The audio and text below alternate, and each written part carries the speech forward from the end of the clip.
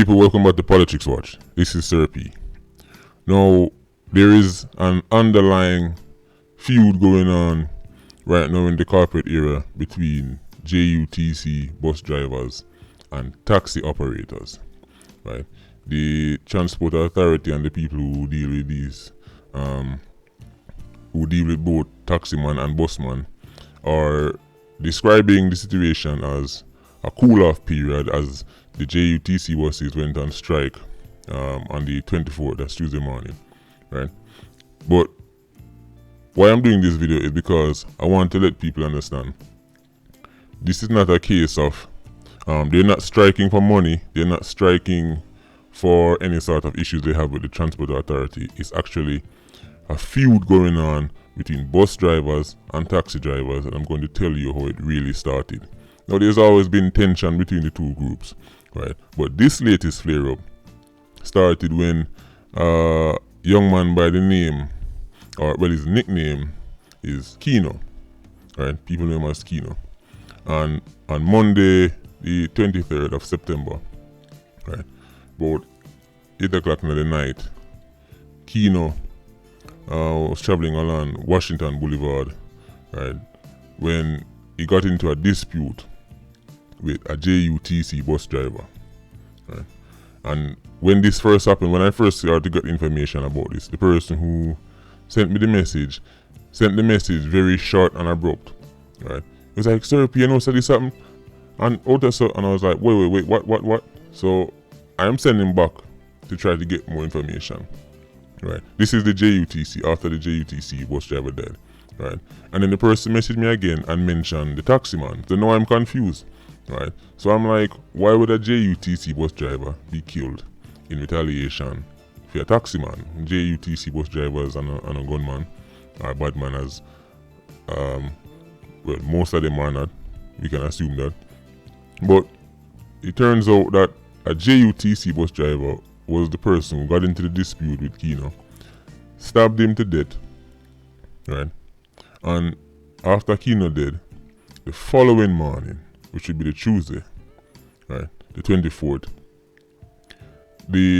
a group of men went out to New Kingston, out by Emancipation Park, right, and pulled up on a bus driver and shot him in broad daylight. This is in the morning, everybody got to work.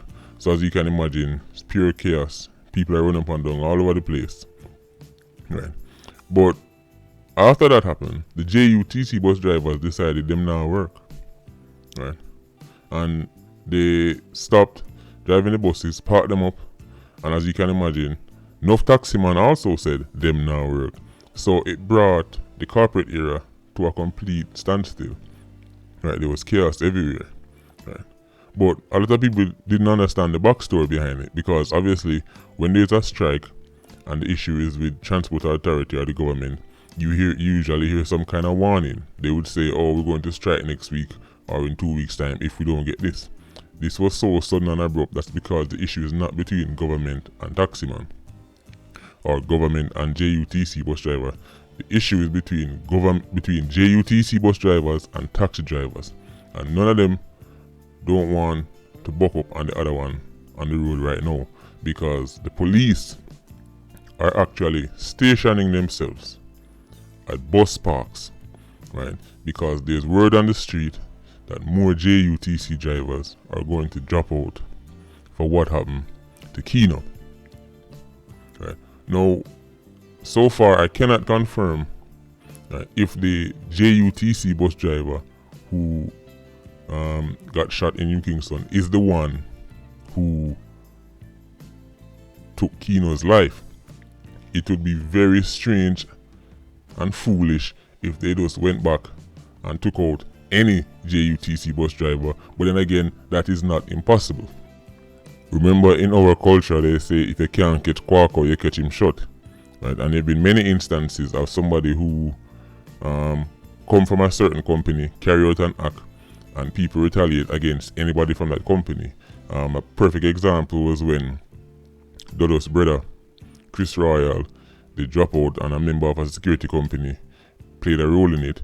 Remember, Tivoli and them were targeting anybody from that security company. So it's not impossible that them just went to New Kingston, by the bus, because you know that's the buses are normally parked up out by Emancipation.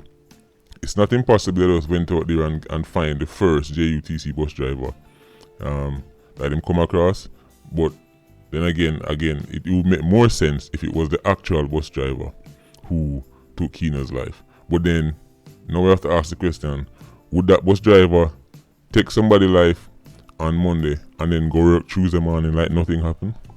Hey, you never know. As I said, Jamaica is like a movie, so anything is possible. And of course, this story is ongoing, so we're going to update the story as time go by. Right. So that is the update as it stands right now. So the bus driver that was killed in New Kingston lost his life in retaliation for what happened to the taxi driver on Monday night. Right. A youth by the name of Keno. Okay. So Patreon squad, big up on yourself.